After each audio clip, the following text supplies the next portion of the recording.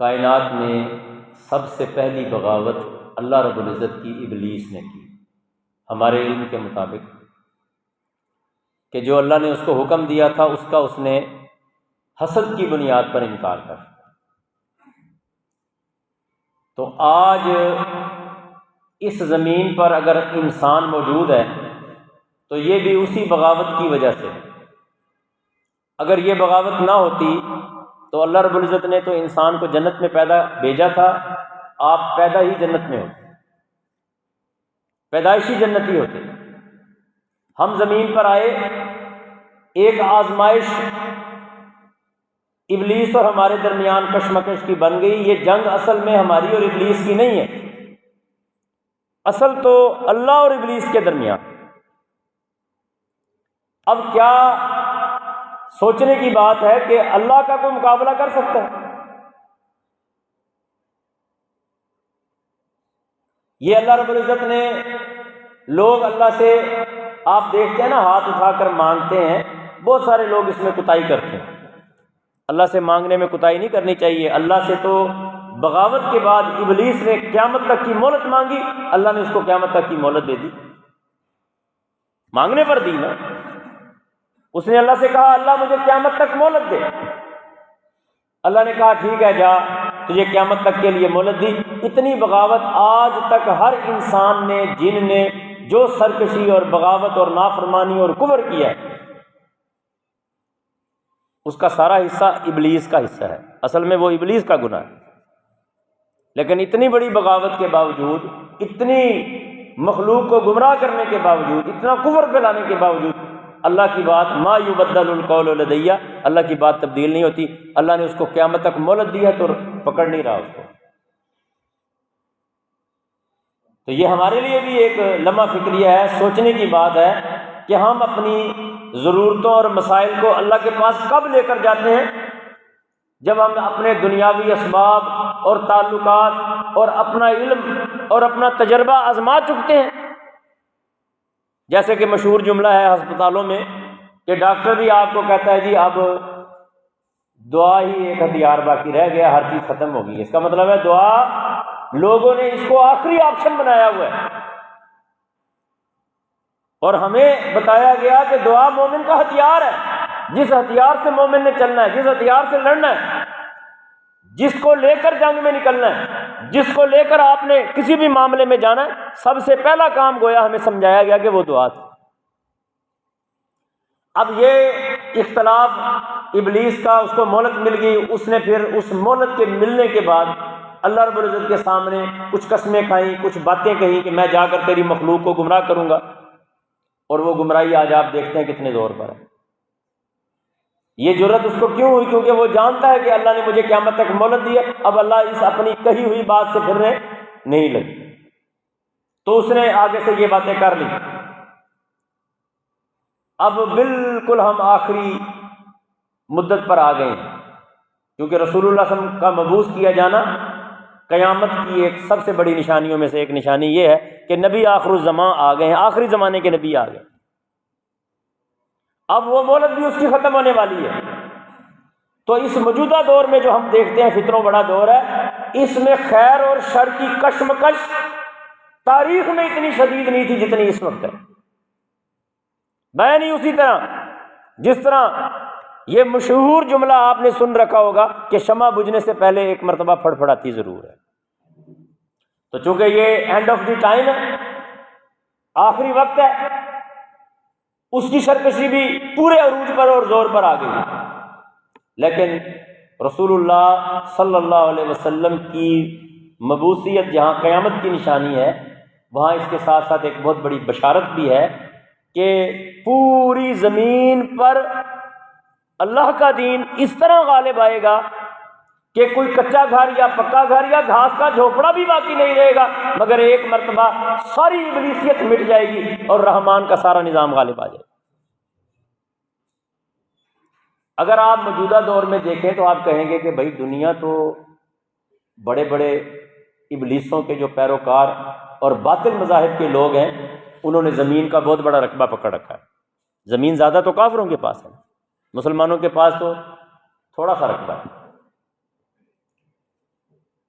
اچھا، وسائل دنیا پر وہ قابض ہیں، نظام وہ چلا رہے ہیں، ادارے ان کے ہیں جن اداروں نے پوری دنیا کو اپنے چارٹروں کے ساتھ اپنے قبضے میں کر رکھا ہے، مالیاتی حالات دنیا کے ایسے بنا دیے کہ ساری دنیا ان کی گرفت میں آ گئی۔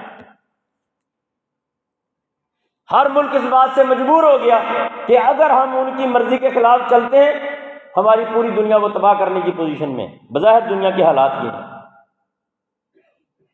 اور وہ باقاعدہ دھمکیاں بھی سنتے رہے آپ کہ وہ قوتوں کے جو فرنٹ مین ہیں جن کو ائمۃ الکفر، عربی اصطلاح میں قرآن کی اصطلاح میں ائمۃ الکفر کہا جاتا ہے، وہ جو ان کے لیڈرز ہیں وہ باقاعدہ کہتے رہے کہ اگر آپ ہماری بات نہیں مانیں گے ہم آپ کو پتھر کے زمانے میں پہنچا دیں۔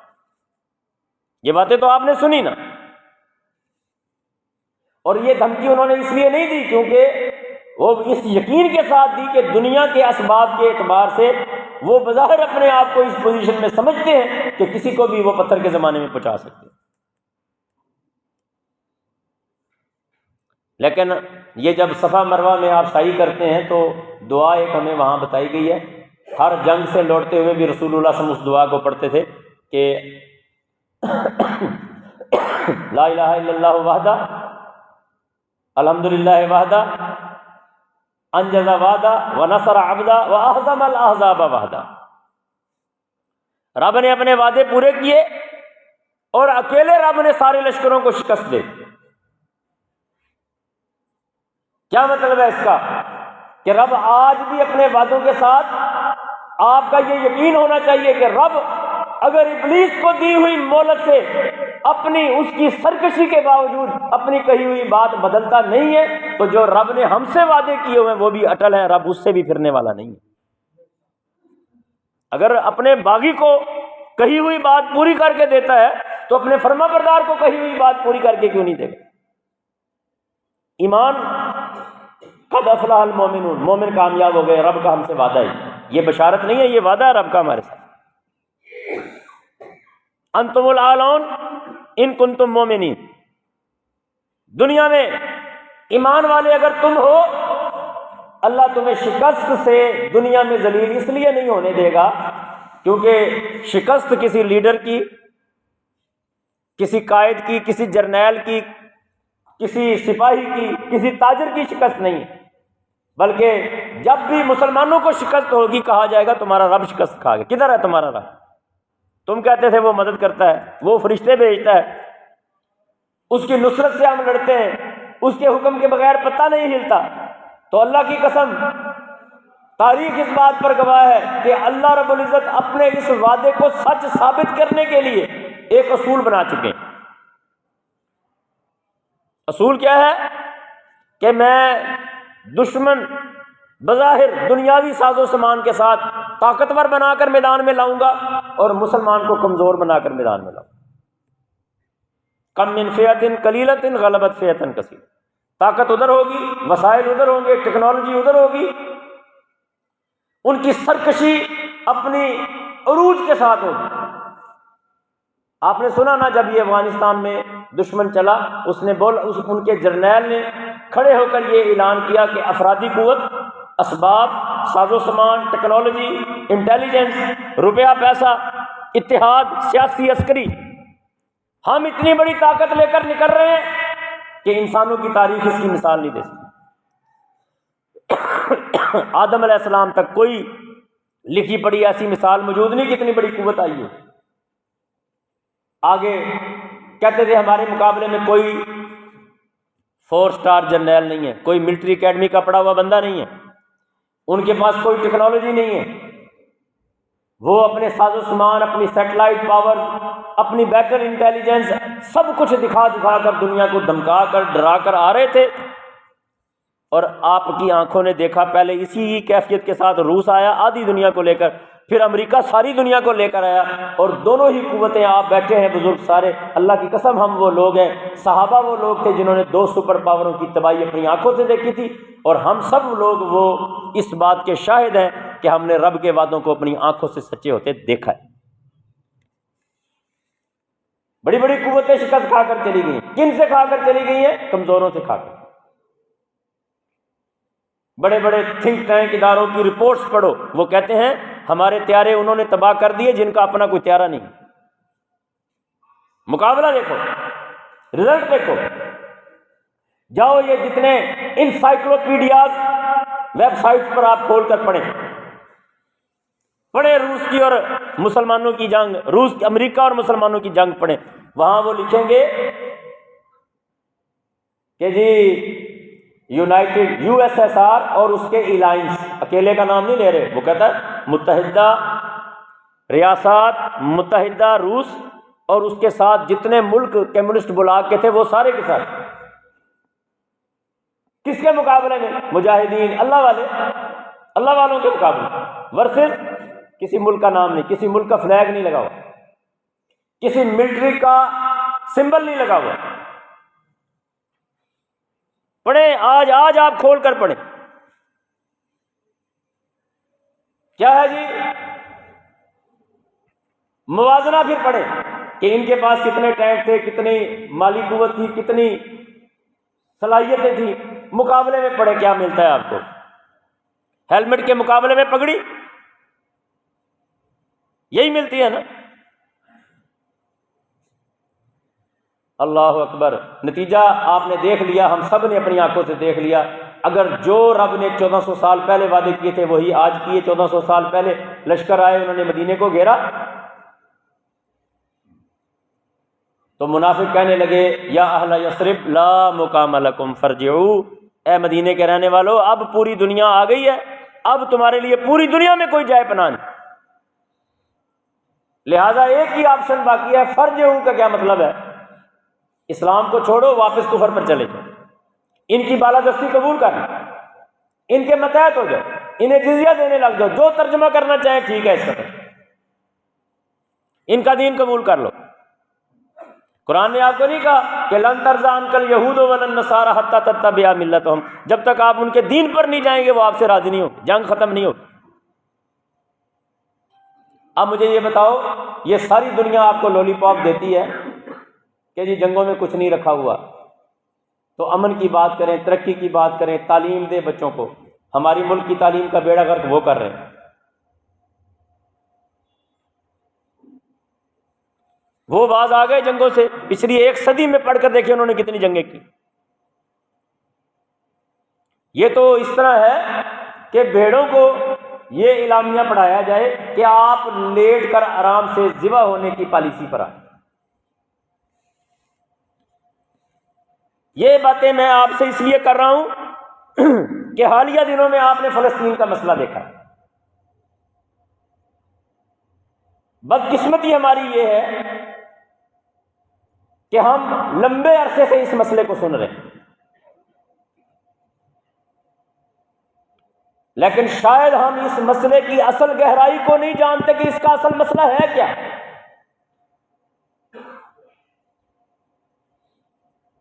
عام طور پر لوگوں کا ذہن یہ ہے کہ جی جس طرح ہندو چاہتے ہیں نا کہ جی بابری مسجد کو گرائیں اور رام مندر بنا دیں، اس طرح یہودی چاہتے ہیں کہ مسجد اقصیٰ کو گرائیں اور ہیکل سلیمانی بنا دیں۔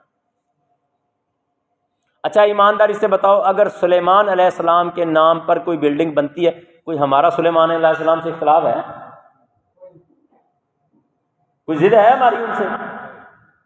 اگر ہم ان پر ایمان نہ رکھیں، ہمارا اسلام اللہ قبول نہیں کرتا، ہم اللہ کے ہر نبی پر ایمان لاتے ہیں۔ مسئلہ ایک بلڈنگ کی شکل کی تبدیلی کا نہیں ہے، اتنا بڑا مسئلہ، اتنا خون بہہ گیا،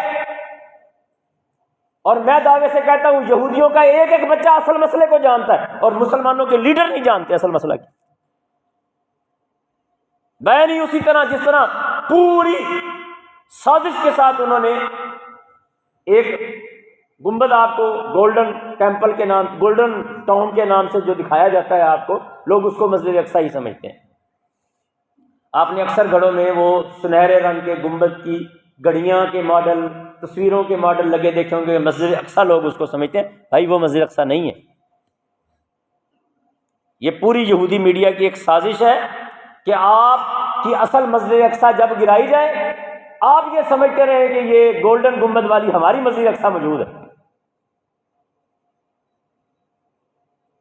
مسئلہ ایک مسجد کا نہیں ہے صرف، قبلہ اول مسجد اقصیٰ سلیمان علیہ السلام کی ہمارا دعویٰ ہے کہ یہ جو موجودہ اصل مسجد اقصیٰ ہے سبز گنبد والی، یہی وہ مسجد ہے، یہی وہ جس کو اپنے زبان میں وہ ہیکل کہتے ہیں، جو سلیمان علیہ السلام کے ہاتھ کی بنائی ہوئی، ان کے دور کی بنائی، ہم اس کو یہی مانتے ہیں۔ مسئلہ یہ ہے، آپ معراج کے واقعے کو ذہن میں لائیں۔ میں آیا تو اپنے عبداللہ صاحب جو یہاں کے ذمہ دار ہیں، انہوں نے حکم دیا کہ حالات حاضرہ بتائیں۔ حالات حاضرہ تو آج فلسطین ہی ہے نا۔ معراج پر کیا ہوا؟ مجھے یہ بتائیں کہ رتبے اور مرتبے اور اعزاز کے اعتبار سے یا اجر کے اعتبار سے مسجد اقصیٰ بڑی ہے کہ مسجد حرام بڑی ہے؟ کوئی شک ہے اس میں؟ نہیں۔ سب کو پتہ ہے کہ کس کا اجر نماز پڑھنے کا کہاں ہے۔ یہ اس اجر سے بھی کسی چیز کی کیفیت کو سمجھا جاتا ہے۔ پھر سابقہ قبلہ اور موجودہ قبلہ بھی سابقہ ہی ہوتا ہے، موجودہ ہی ہوتا ہے۔ اچھا جی، اب سوال یہ ہے کہ معراج میں آپ نے پڑھا قرآن مجید میں کہ سبحان الذی اسریٰ بعبدہ لیلا من المسجد الحرام الی المسجد الاقصی، پھر آسمانوں میں گئے۔ تو کیا یہ بہتر نہیں تھا کہ اس وقت حاضر قوم تو تھی اہل مکہ؟ آپ میری بات کو سمجھ رہے ہیں نا؟ دھیان ہے آپ کا میری طرف؟ حاضر قوم تو تھی اہل مکہ،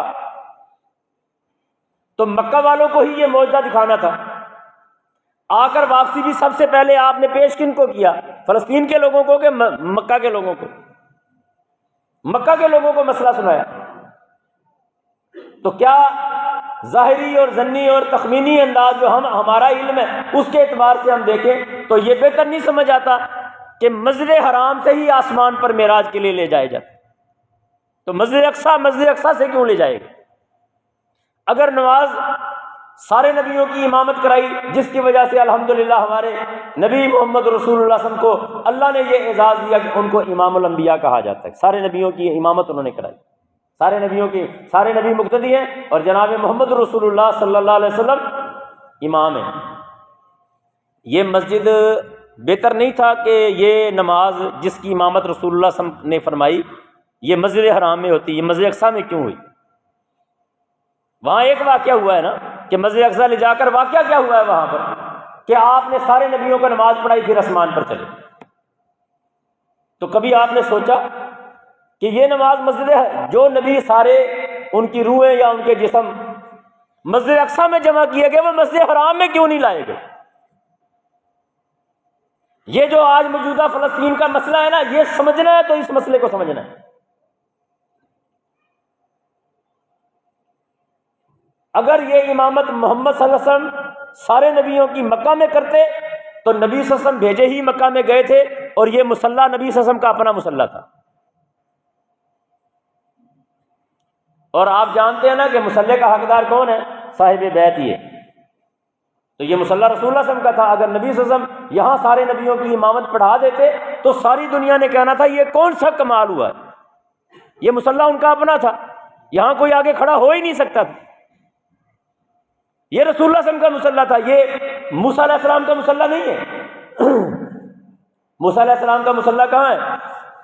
جو ان کا قبلہ تھا بیت المقدس۔ عیسیٰ علیہ السلام کا مصلی کہاں ہے؟ بیت المقدس۔ زکریا علیہ السلام کا مصلی کہاں ہے؟ بیت المقدس۔ یحییٰ علیہ السلام کا مصلی کہاں ہے؟ داؤد علیہ السلام کا مصلی کہاں ہے؟ سلیمان علیہ السلام کا مصلی کہاں ہے؟ بنی اسرائیل سارے انبیاء کا جو مصلی تھا، بنی اسرائیل کے سارے انبیاء کا جو مصلی، اس کی امامت پر رسول اللہ صلی اللہ علیہ وسلم کو کھڑا کرایا تو دنیا یہ ماننے پر مجبور ہوئی کہ یہ امام الانبیاء ہیں۔ یہاں اپنے مصلی پر وہ نبی نہیں کھڑا ہو سکتا کیونکہ ان سے بڑے مقام والا بندہ آ گیا۔ اگر یہ نماز مسجد حرام میں ہوتی تو بنی اسرائیل نے یہ قبول نہیں تھا کرنا کہ جی اپنے مصلی پر کوئی آگے ہو ہی نہیں سکتا تھا۔ اب ششدر اس لیے ہیں جو مرضی اپنے قیافے دوڑا لیں، سمجھ ان کو یہ نہیں آتی کہ مصلی ہمارے نبیوں کا ہے اور امامت محمد رسول اللہ صلی اللہ علیہ وسلم کیوں کر رہے ہیں۔ اور یہ امامت کیا ہے کہ سارے نبی بھیجے گئے کسی علاقے کی طرف۔ آپ نے یہ باتیں سن رکھی ہیں لیکن ان کو نتیجے میں نکالنا ہے ہم نے۔ سارے نبی بھیجے گئے علاقوں کی طرف، یہ فلاں علاقے کا نبی ہے، یا کسی قوم کی طرف بھیج دیے گئے۔ ایک محمد رسول اللہ صلی اللہ علیہ وسلم ہے جو علاقے اور قوموں کی قیود سے ہٹ کر ساری زمین سب علاقے اس میں آ گئے، چاہے وہ علاقے بھی دریافت بھی نہ ہوئے ہوں، جیسے امریکہ تھوڑے دن پہلے دریافت ہوا، اور یاجوج ماجوج جہاں موجود ہیں وہ ہم ابھی بھی دریافت نہیں کر سکتے۔ زمین دریافت یا غیر دریافت شدہ ساری زمین، ساری قومیں قیامت تک کی، سب پر رسول اللہ صلی اللہ علیہ وسلم کو نبی بنا کر بھیجا۔ اب یہ پوری زمین کی سیاست، نظام، حکومت، اللہ کا یہ پوری زمین پر نظام لانے کا بشارت اور اعلان، جس مقصد کے لیے اللہ نے رسول اللہ علیہ وسلم کو بھیجا تھا، اس کے لیے اللہ نے یہ کیا کہ آپ جانتے ہیں نا، ایک رسم ہوتی ہے دنیا کے اندر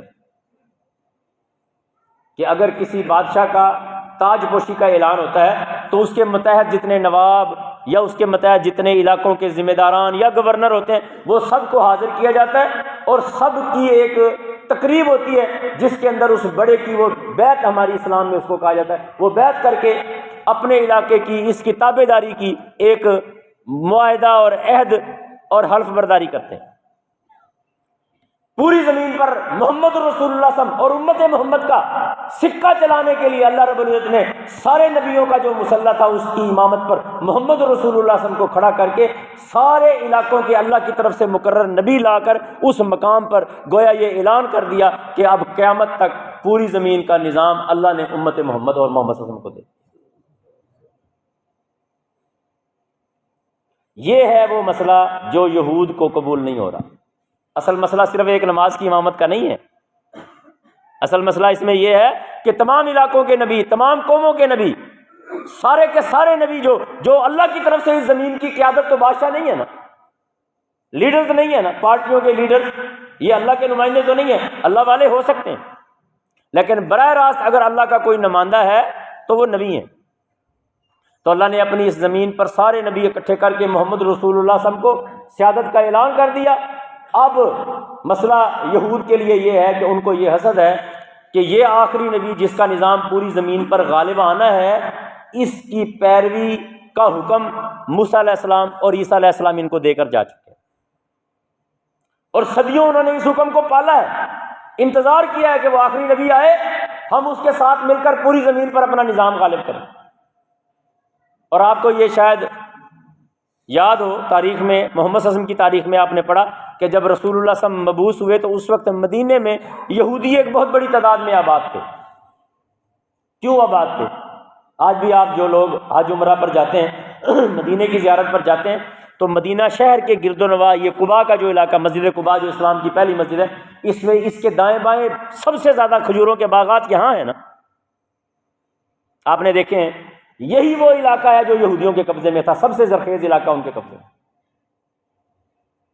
وہ آ کر اس مدینے میں کس لیے آباد ہوئے؟ بیت المقدس کو چھوڑ کر۔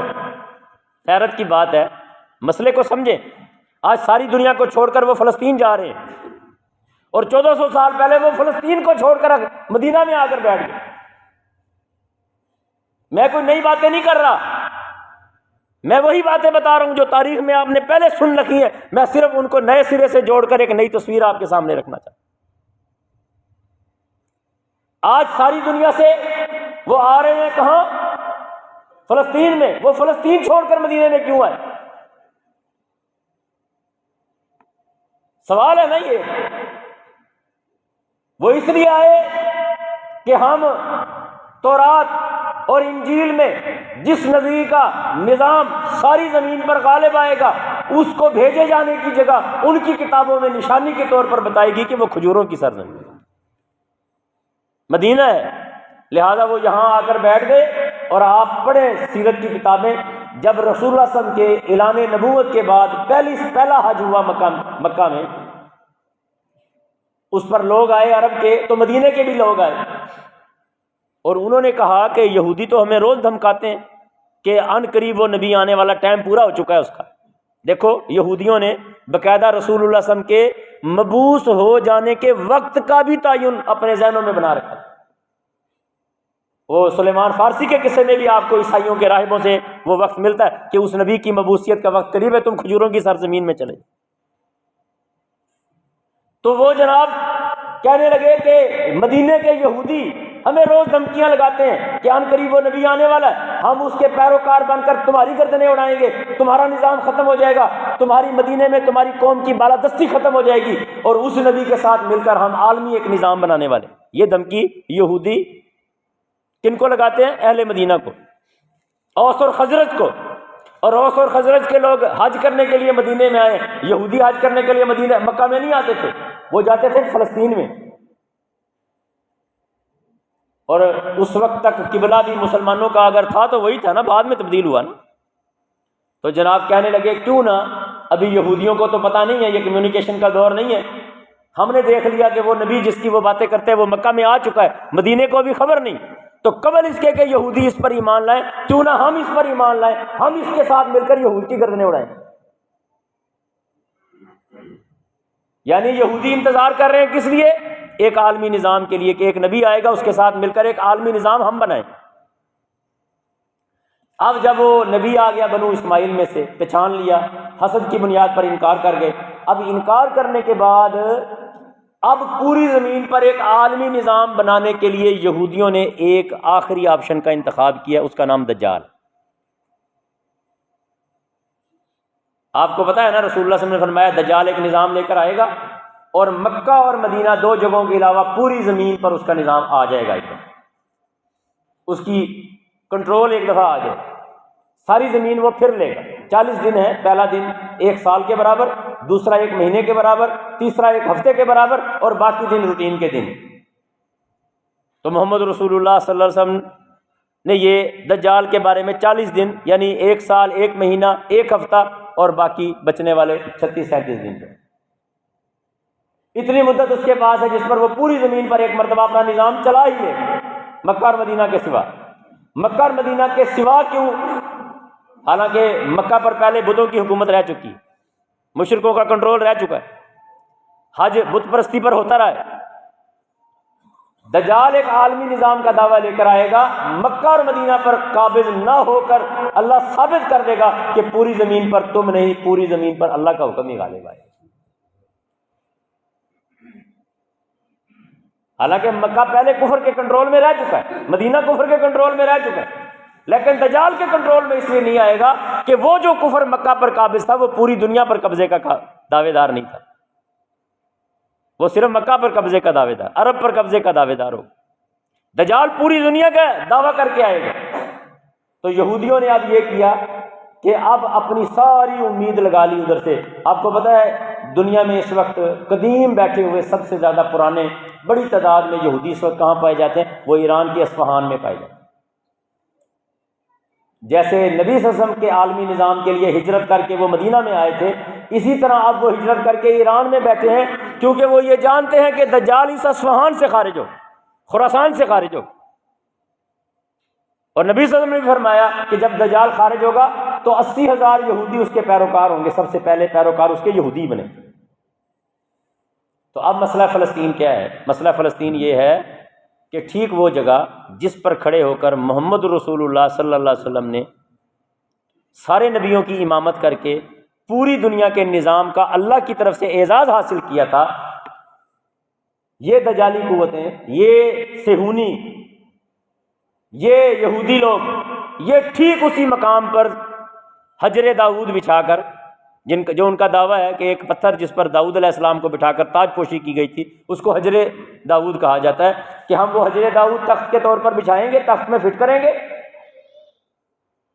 اور اس پر دجال کو بٹھا کر ٹھیک محمد صلی اللہ علیہ وسلم کے نماز پڑھانے والی جگہ پر ہم دجال کی عالمی تاج پوشی کریں گے۔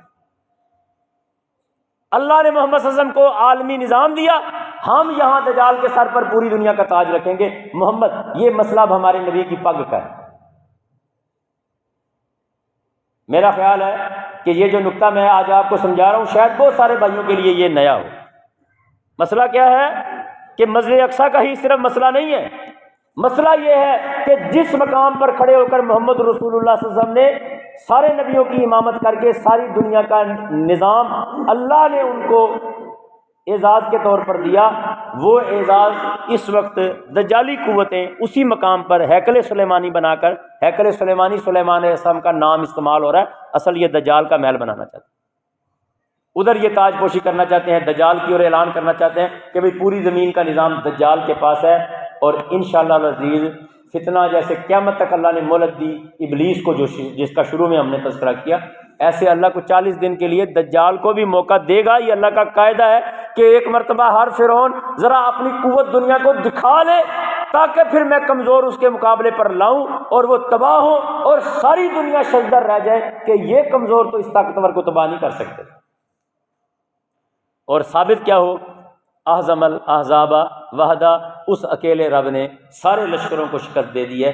یہ ہے محترم بھائیوں، لیکن بدقسمتی ہماری یہ ہے، ابھی یہ مسئلہ حالیہ شروع ہوا نا، تو کنٹرول آپ یہودیوں کا میڈیا پر دیکھیں کتنا ہے کہ ہم مسلمانوں میں مدد، غم و غصہ، پریشانی، تکلیف کا اپنے دل میں محسوس کرنا، یہ تو دور کی بات، وہ جو ہمارا نظریہ تھا اخوت اس کو کہتے ہیں، چبھے ایک کانٹا جو کابل میں تو ہندوستان کا ہر پیر و جوان بےتاب ہو جائے، وہ نظریہ اخوت کا وہ تو دور کی بات ہے۔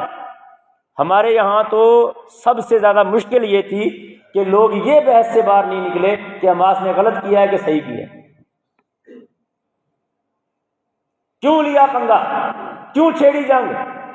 او بھائیو، جنگ تو بند نہیں ہوئی، 70 سال سے وہ ذبح ہو رہے ہیں، کہاں ہیں آپ دیکھتے نہیں؟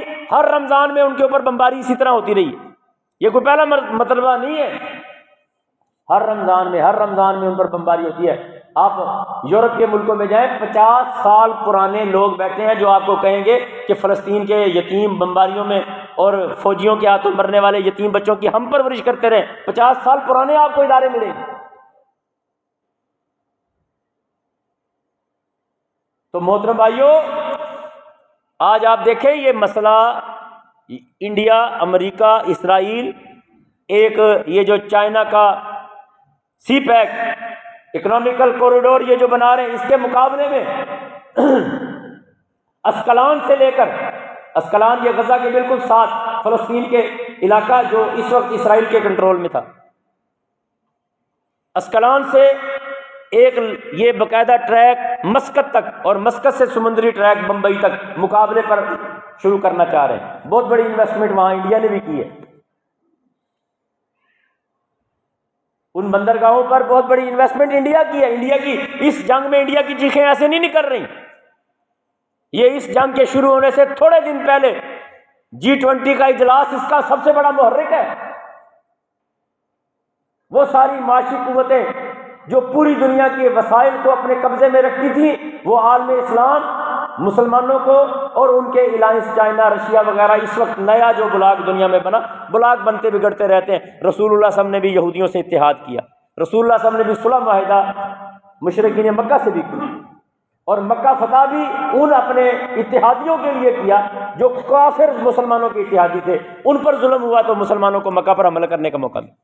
جو مکہ فتح ہوا اس کی تاریخ آپ پڑھیں تو وہ مسلمانوں کے اتحادی جو کافر تھے ان پر حملہ ہوا، جس کے نتیجے میں معاہدہ ٹوٹ گیا۔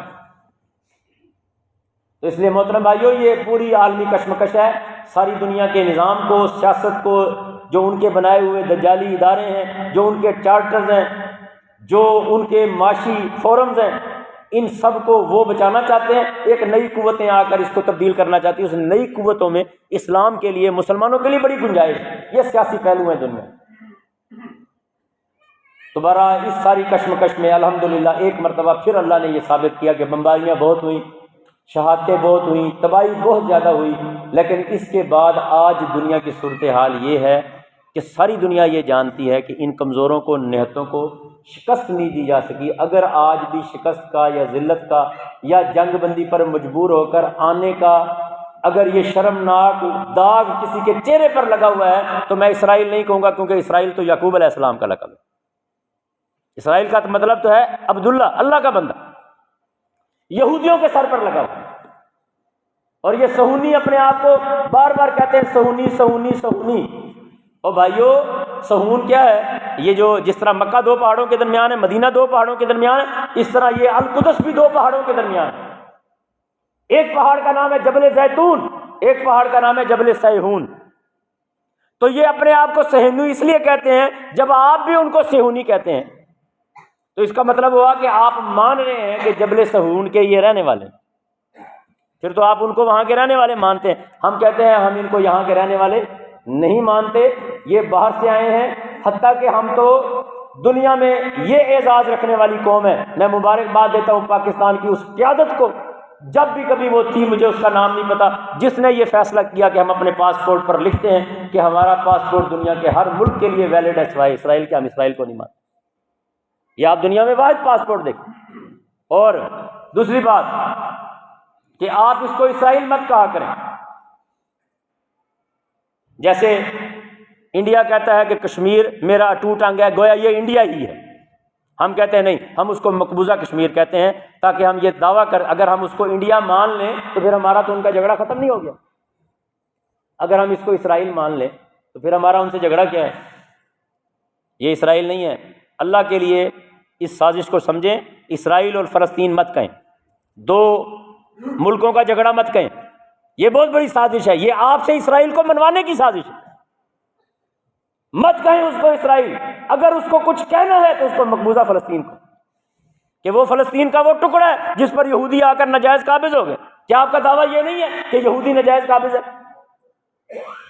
تو کیوں اس کو اسرائیل مانتے ہو؟ ہم اس کو اسرائیل نہیں مانتے، ہم اس کو مقبوضہ فلسطین کہتے ہیں۔ تو میں آج آپ سے یہ گزارش کرتا ہوں کہ یہ مسجد اقصی نبی کی جو سیاست عالمی اللہ نے ان کے سر پر تاج رکھا، اس تاج کو اتار کر یہ تاج دجال کے سر پر رکھنے کی سازش ہے۔ یہ فلسطین کا مسئلہ اصل میں یہ ہے، اور ہم اس اسرائیل کو اسرائیل تسلیم نہیں کرتے۔ ہم سب انشاءاللہ یہ اعلان کرتے ہیں کہ ہمارے نظریے میں یہ مقبوضہ فلسطین ہے، ہم اس کو دوبارہ اسرائیل ماننے کے لیے تیار نہیں ہوں گے۔ یہ فلسطین ہے، نبیوں کی سرزمین ہے، ہر اس نبی کی سرزمین ہے جس پر ہم ایمان رکھتے ہیں۔ یہ بے شمار ہزاروں انبیاء کا مسلح ہے، اور ہم ہزاروں انبیاء کا مسلح اور سلیمان علیہ السلام کے ہاتھ کی رکھی ہوئی بنیاد کو اللہ والوں کے علاوہ کسی اور کے پاس جانے نہیں۔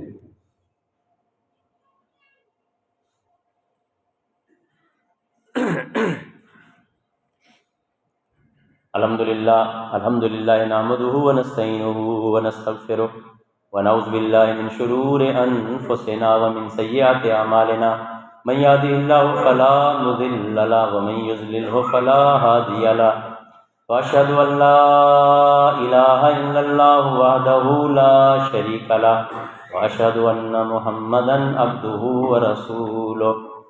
اعوذ باللہ من الشیطان الرجیم، یا ایہا الذین آمنوا اتقوا اللہ حق تقاتہ ولا تموتن الا وانتم مسلمون۔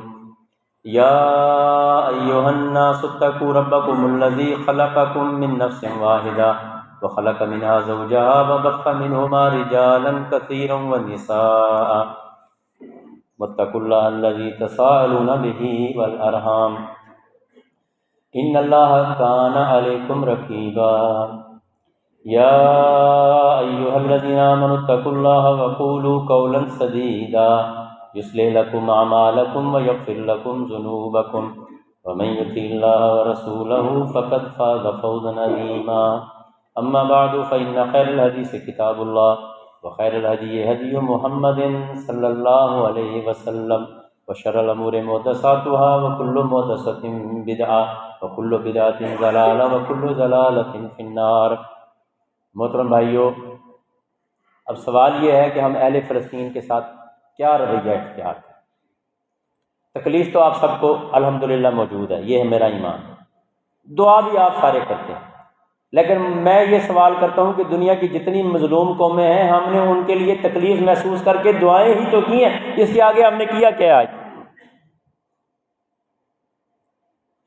کیا یہی صرف ہمارے کرنے کے کام ہے؟ میں یہ نہیں کہتا کہ آپ دعائیں کرنا بند کر دیں، میں کہتا ہوں اور زیادہ دعائیں کریں۔ اگر آپ نے دکھ محسوس کیا اور زیادہ دکھ محسوس کریں،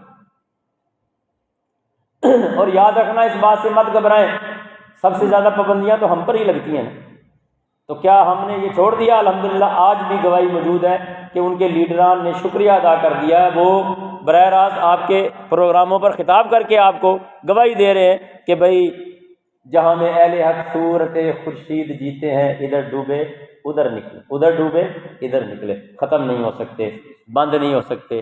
قیامت تک یہ دین انشاءاللہ قائم رہے گا۔ اس کی راتیں بھی اللہ نے دن کی طرح روشن بنائی ہیں۔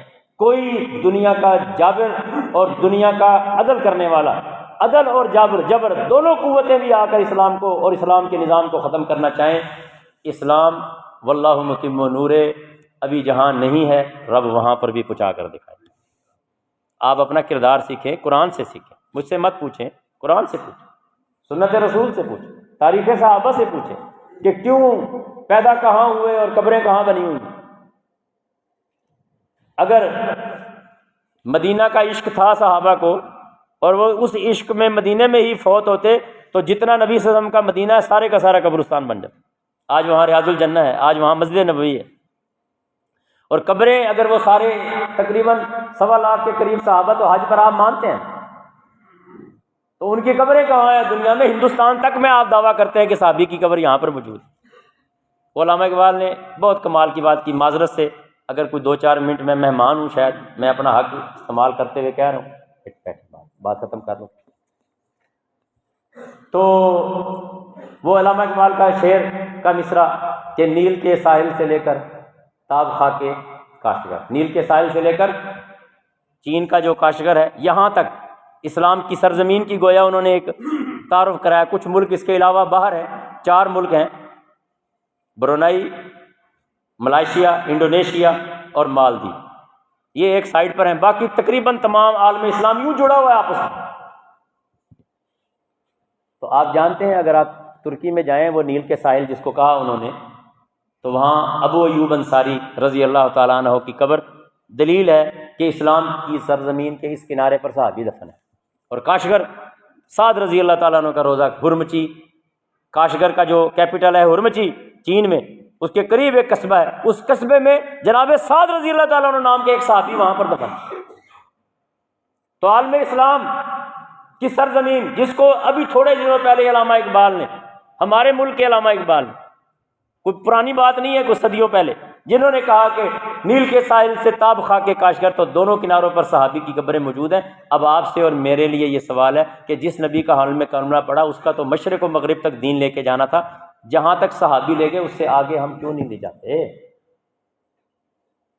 کچھ ہماری کوتاہیاں ہیں۔ اور یاد رکھنا سب سے بڑی کوتاہی یہ ہے کہ اگر تم دنیا میں کافروں کو غالب دیکھو تو یاد رکھنا کہ جو دنیاوی اوصاف مسلمان کے ہیں وہ کافروں نے اختیار کرے ہیں، نظریاتی نہیں۔